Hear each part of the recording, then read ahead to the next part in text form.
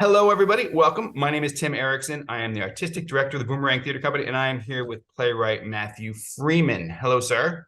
Hello. Hi.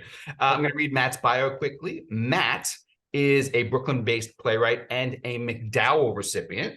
He has worked at various independent stages across New York City, including the Brick, St. Mark's, House of Yes, and The Access. His plays and monologues have been published by Sam French, Play Scripts, Applause, Smith and Krause, and his plays include Silver Spring, Why We Left Brooklyn, The Brandywine Distillery Fire, The Listeners, That Which Isn't, When Is a Clock, Glee Club, Death of King Arthur, and many, many others. He's also dabbled in audio projects for Here Now Festival, Atlanta Fringe Radio, New Dramatists, and he's got his own podcast, which you can hear. I'm sure Matt will plug it in a second.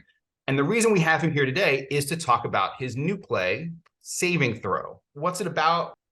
Saving Throw is a play about playing Dungeons and Dragons. and but it's from the perspective of people who have not played it for a long time. I am in my mid-40s, and I played Dungeons and Dragons a lot when I was younger, and then stepped away from it. I know it's become popular again, but I think of it as something I did when I was young. Mm-hmm. And this is about men reconnecting through playing this game. It's interesting because I feel like so many people who are in our industry like kind of dip their toes into like role-playing games as sort of almost like the gateway drug to like being in plays, and suddenly you've got a career in the arts. Yeah. No, it's true. They wouldn't let me on the baseball team. Why is that? I Sure. can't imagine. Yeah, I mean, we all found our ways to be social with each other, right? Yeah. And Yeah, I remember what I remember most about playing Dungeons and Dragons was not playing Dungeons and Dragons very much. Yeah. Spending a lot of time just with other people, with my friends. Yeah. And so what you can expect from this play is a lot of talking about playing Dungeons and Dragons more than actually playing Dungeons and Dragons. It's about how we use these things to come together, and I hopefully it's about what these things are metaphor for in our lives. Yeah. And so with that in mind, like what inspired you to write it? Like what was the germ for like, oh, I want to write about this? Yeah. Well, I think the sort of additional layer here is that I have people that I'm very close with. I have good non-toxic male friendships that I find incredibly gratifying, and I wanted to write a play that sort of reflected that feeling, and write a play for many of the guys who are going to be in this reading. I think the script actually names them after their characters, and so by and large.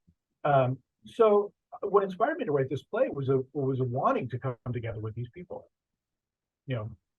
Sometimes as a playwright, you're the host, and you're writing a party for yourself with the people you want to spend time with, and so that inspired me to write Saving Throw. And so can you talk about the process of writing specifically for actors? Like, I mean, I feel like that's a very specific, it's not skill set's the wrong word, but like it's a very specific game you're playing where you're trying to put, people's actual personalities versus things you'd like to see them do versus ways you want to combine your friends. And, it is very Dungeons and Dragons-y in a way, right? Like it is, right? Make Matt Trumbull fight the orc, you know what I mean? Right, exactly. Well, everybody wants to see that. Yes, of course. I mean, I've made that man do so many things, humiliating things. Yeah. It was fun every time. But I mean, I think what I've learned over the years is, when I've worked with actors long enough and known people, just known them as people long enough, you start to see what they do well on stage and what they communicate well on stage. So part of it is just their intrinsic nature. Actors have that kind of intrinsic nature, like who they are. A lot of actors can transform themselves, but one of the things we often cast for is like, who is this person? And can I tell who they are on stage, right? And so I write for as best as I can. And it's always, how successful I am is always an open question, but I'm trying to give them things to say that I know that they can say with truthfulness and humor, as themselves, like a good example, and sometimes there's a difference between who they are as a person and what I love that they do on stage, right? Mhm. Yeah. So I have a friend who's incredibly warm, kind-hearted person, but on stage he plays an asshole like so well, Yeah. and like he just can nail that. So I write him, barbed stuff because I know how well he can do it. So it's Yeah. almost writing to make him his best self on stage, because I know it that well. So yeah, it's about giving them the opportunity to shine. Yeah. I think that's really I think it's really a fun thing to do. It's a way to sort of, like put all the colors together and sort of, swirl things together and see what you get. Yeah. And if I could say one more thing about it, which is, over the course of the pandemic, I haven't had the opportunity to play as much as I wanted to. And, there's always that pursuit as a playwright of the big opportunity, the big open door, the big show, the off-Broadway run that gets you the whatever prize or whatever. But like the thing that makes me happy is just working. Like I love working with my friends in my community and doing readings and doing shows and working. So part of this was I just wanted to like hang out and hopefully that warmth and communicates to the audience and that they feel included in that, in that desire to be together. Yeah, this tags into sort of the last thing I wanted to touch on, which is, audience experience of your plays, which I'm sure you've seen has run the gamut because some of your plays are so different from each other. When we talk about Saving Throw, like, is there a particular idea or concept that you're hoping the audience walks away from, or a talking point that you're hoping that they're chatting about as they head out of the reading? Like, what do you want them to think about? Yeah, I mean, I think, some of it I want them to discover, but I think if there's one sort of,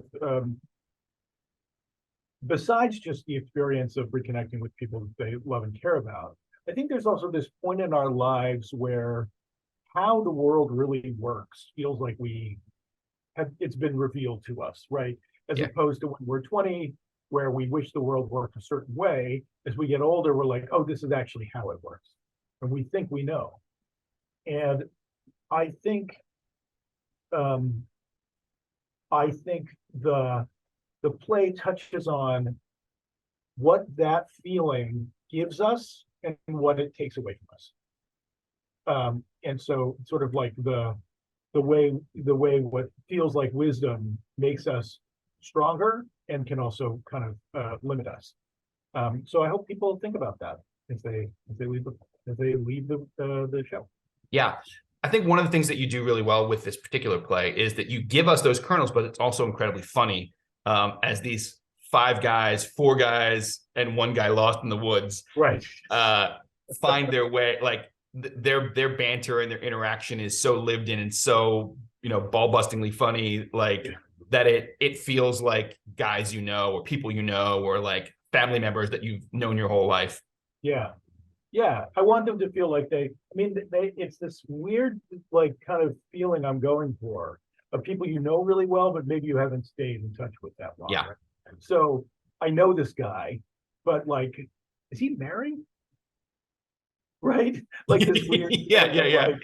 I think so. The sort of familiarity, but not information or something. Like that happens too. So they have like an easy rapport, but also some distance over the years. So My favorite is when I talk to somebody who I've known for 30 years or something like that, and I'm always like, oh, I know this person intimately. Wait, what do you do for work again? And and this person's like, well, I've been working at this office for the last 6 or 7 years.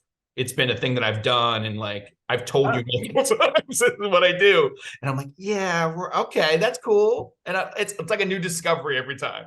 Yeah, I mean, you can know, and sometimes when you're talking to people who you haven't talked to in a while, they will assume you know things because they just figure everybody does, you know. Yeah. And so there's a little piece in the play where everybody's kind of debating whether or not someone is married because they can't remember and they don't want to ask. Yeah.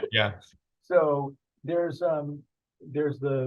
that feeling is there a little bit too. So I'm glad that it feels funny because that's what I wanted to. I just wanted to have that.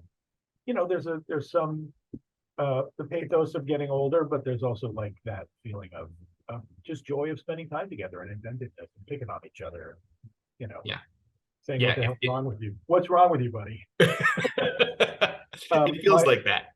I joke with my wife sometimes that like when she gets like a new hat and puts it on, her friends are like, I love this hat. And if I were to get a new hat, my friends would be like, what, you're a hat guy now? You know what I mean? Yeah. And that's exactly, it's like, that's their way of saying, no, but that's a kind of intimacy, giving me shit. It's their way of saying they love you. Yeah, exactly. Because they know that they're the one who can say that to me. Yeah, exactly. So the reading is coming up. It is Saturday, June 10th, 7:00 at the Chain. Beyond that, and we're going to have a link to the ticketing below in the notes. Where else can people find more stuff about your work and what you have coming up? Well, I have a website, which is www.matthewfreemanwriter.com. Okay. And I have an Instagram, which is mfreemanwriter. I don't use Twitter. I have a Substack, but that's just about Star Wars. There's nothing wrong with that. So, but yeah, just Google me, find me on my website. I'm always keeping busy. Beautiful. Yeah. All right, buddy. Well, it's good to talk to you, and we'll see you soon. Yeah. Okay.